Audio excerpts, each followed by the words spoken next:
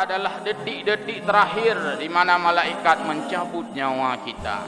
Ghargharah adalah ending dari kehidupan manusia yang tidak punya waktu sesaat lagi pun ketika malaikat sudah mencabut nyawa. Itu adalah batas expired. Itu adalah batas yang sudah berakhir, yang Allah tidak membuka lagi kelonggaran bertaubat.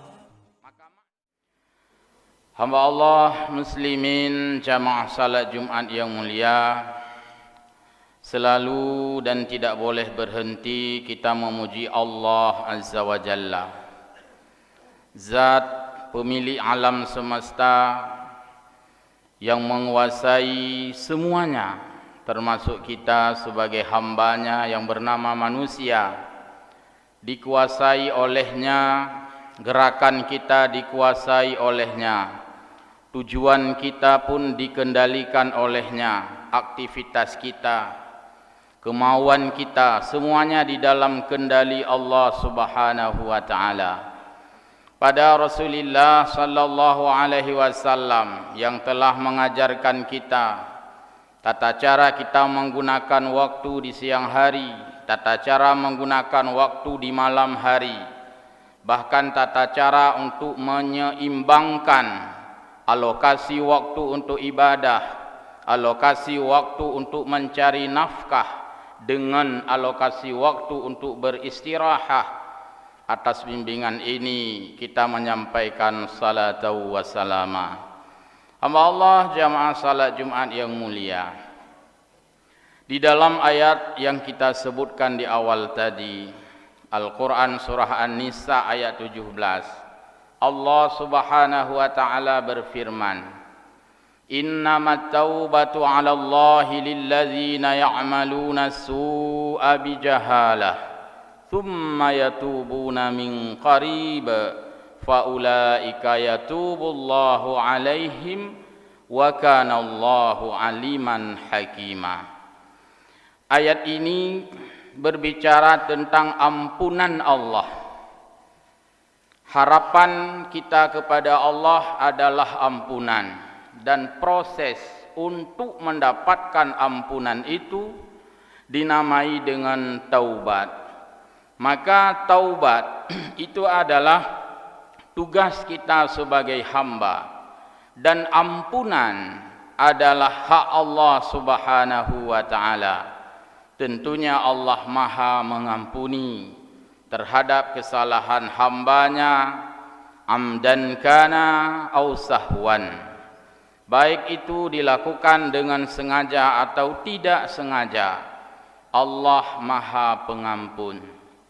Ayat membicarakan bahwa hanya saja taubat itu, maksudnya taubat yang diterima oleh Allah.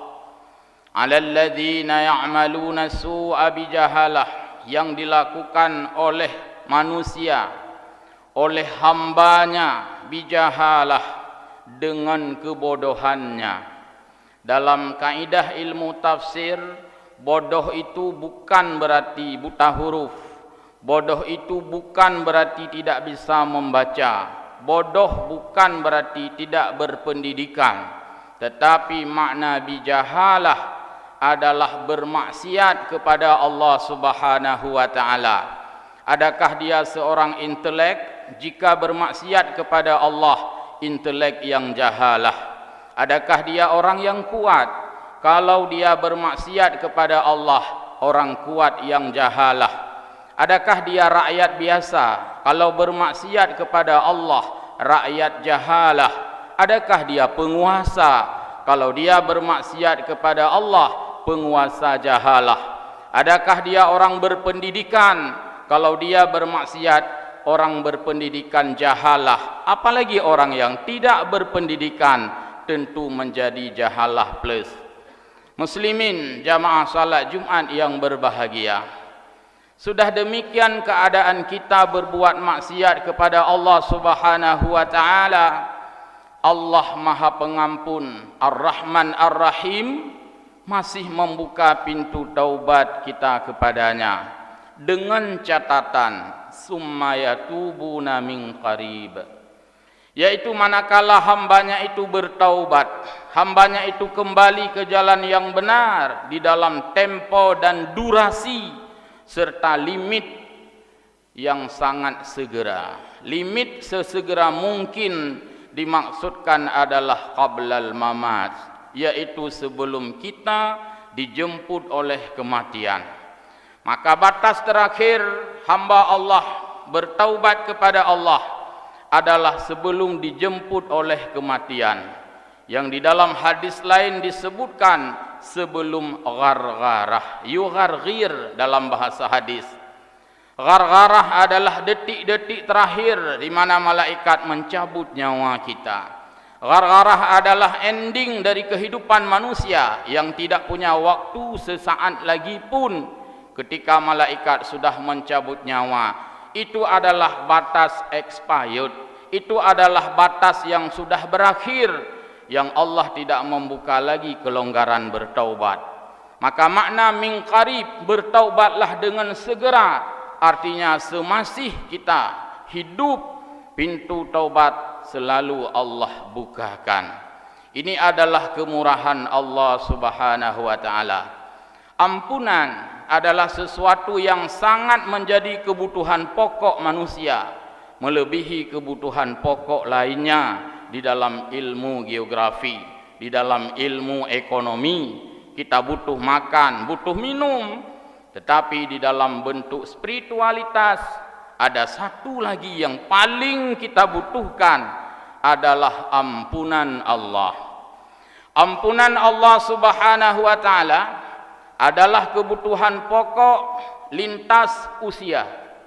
Adakah itu orang sudah tua butuh ampunan, orang muda juga butuh ampunan. Adakah itu orang laki-laki butuh ampunan, perempuan juga butuh ampunan. Orang yang berhadir, orang yang gaib butuh ampunan.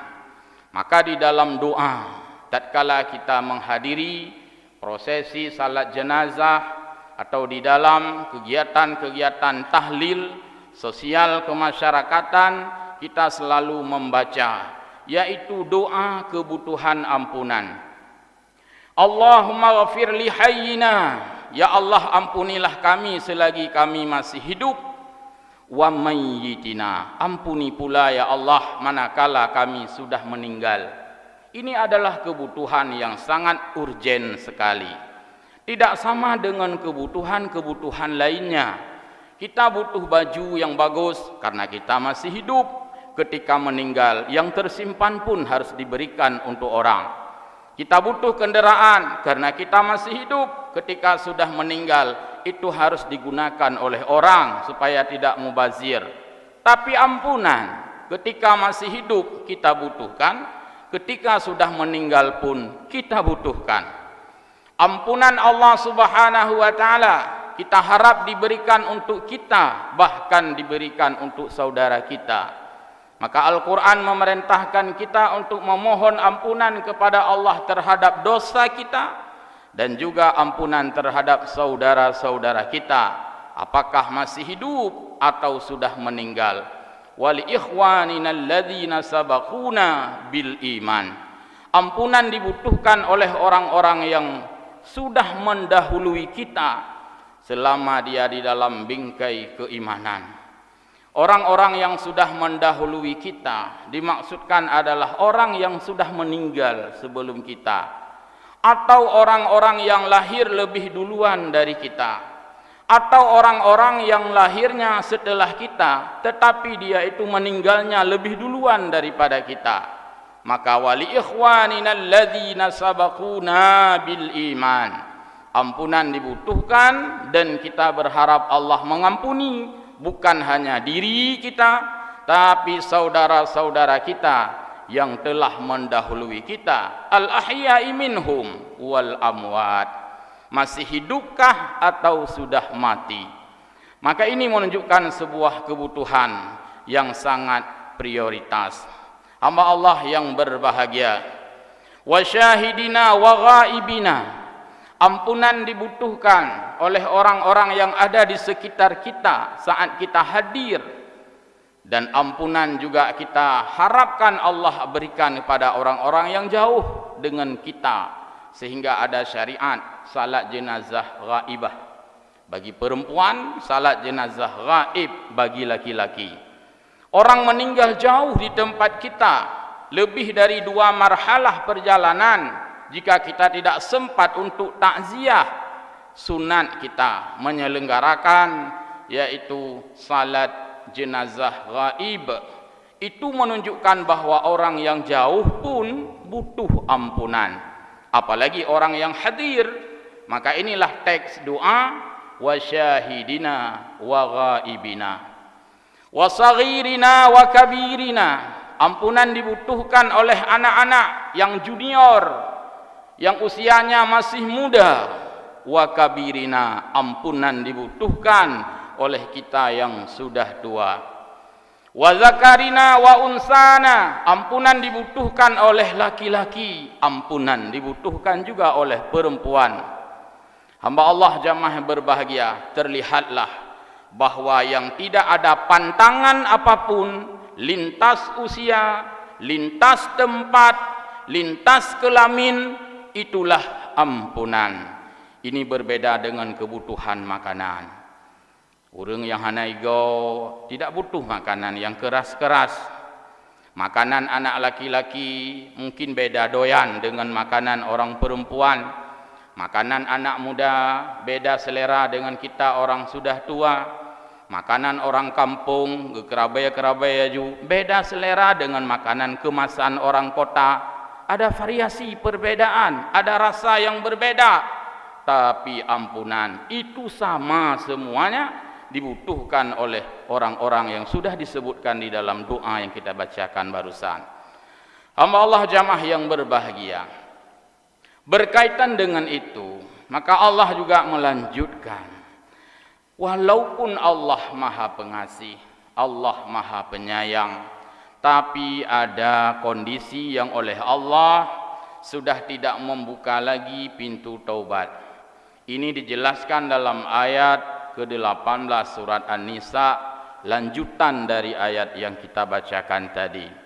Walaisatit taubatu lilladzina ya'maluna sayyi'at, dan tidaklah dinamakan taubat, artinya taubat yang diterima. Maksudnya mau disampaikan taubat sudah tidak diterima oleh Allah bagi orang-orang yang melakukan sayyi'at, orang-orang yang melakukan maksiat, orang-orang yang melakukan kejahatan, orang-orang yang melawan hukum-hukum Allah.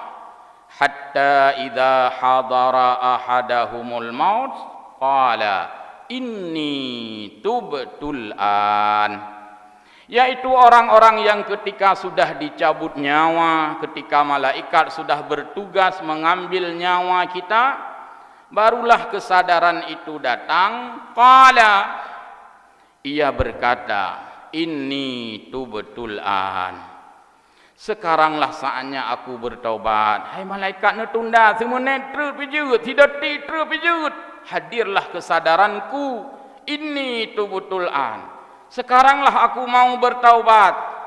Ini sudah tidak terbuka lagi. Segala sesuatu itu ada batas waktu.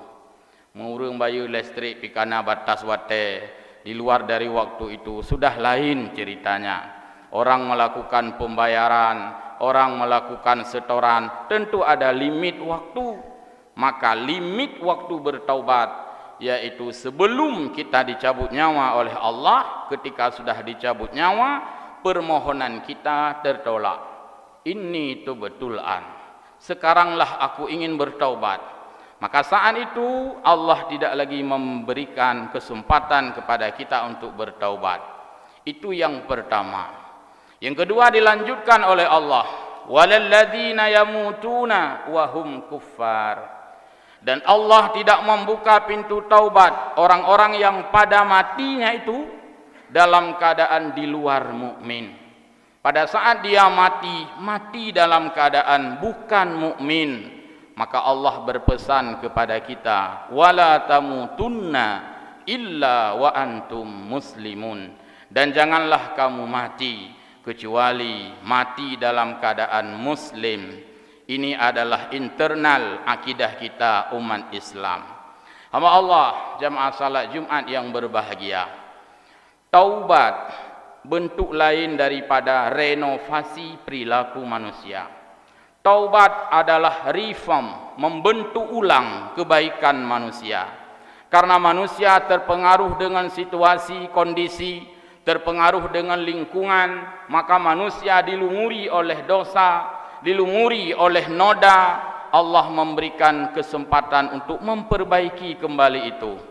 Sampah-sampah yang berserakan dapat dibersihkan dengan menggunakan sapu. Kotoran-kotoran yang menghinggap di kaca dapat dibersihkan dengan menggunakan kain lap. Debu-debu yang bertebaran di lantai bisa dibersihkan dengan menggunakan kain pel.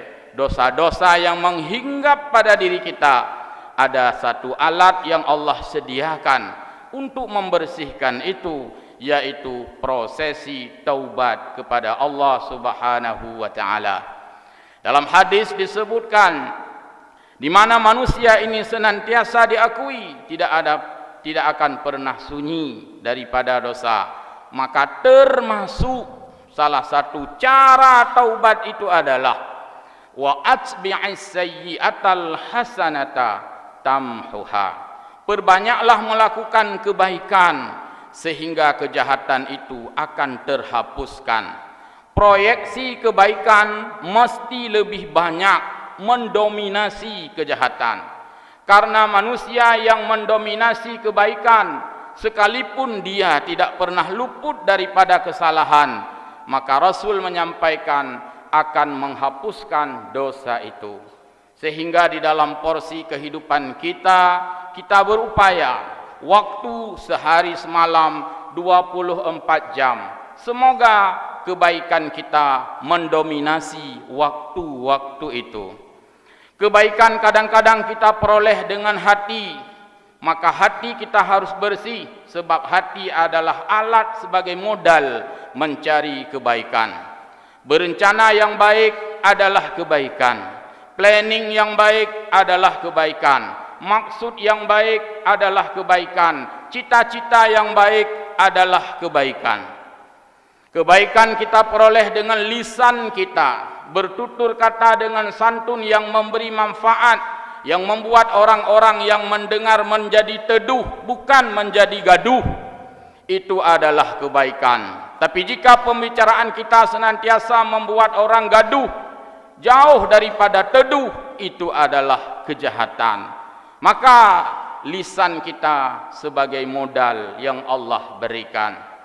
Aktivitas gerakan kita, al-jawarih, seluruh anggota yang aktif dalam rangka beratraksi terhadap kebaikan, apalagi mempengaruhi orang-orang lain dengan kebaikan kita, itu juga kebaikan. Muslimin, jamaah salat Jumat yang berbahagia, kita dilarang berputus asa. La tai'asu mir rauhillah. Jangan berputus asa dari rahmat Allah. Salah satu rahmat Allah adalah taubat. Maka jangan pernah putus asa dari bertaubat kepada Allah. Jangan katakan diri kita sudah tidak berguna, walaupun kadang-kadang kita sedikit cengeng. Kita sering mengatakan ilung tihana maaf ahli hana kutupan mulai ilenya itu aku tihana je kebut insyaallah. Allah memberikan kita kesempatan melakukan koreksi, termasuk totalitas di dalam koreksi kita. Maka Allah memberi ruang-ruang kepada semua hambanya untuk menjadi orang yang baik. Hak semua kita menjadi orang yang baik, karena orang yang baik hari ini belum ada jaminan akan baik di hari kemudian. Orang yang hari terlihat tidak baik, belum tentu dia akan berakhir dengan ketidakbaikannya. Maka iringi dengan doa, Allahumma khtim ajalana bihusnil khatimah. Ya Allah, akhirilah hidup kami menjadi hidup yang husnul khatimah, hidup dan akhir hayat kami di dalam kebaikan.